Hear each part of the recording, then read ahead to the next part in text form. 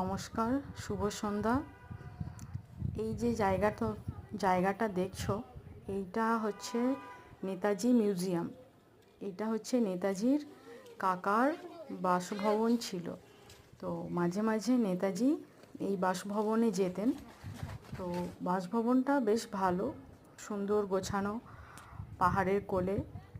দেখতেই পাচ্ছ তোমরা, এটা নিচে দিয়ে এসে আবার উপরে আসতে হয়।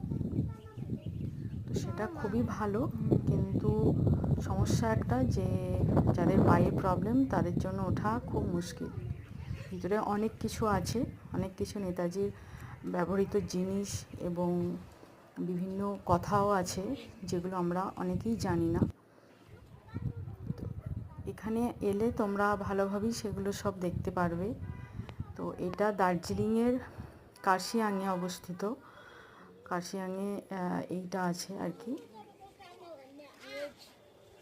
তো একবার এসে দেখেই যেতে পারো। আর যে গাছটা দেখছো, এইটা সুভাষচন্দ্রের যে স্ত্রী সেই গাছটি বসিয়েছিলেন।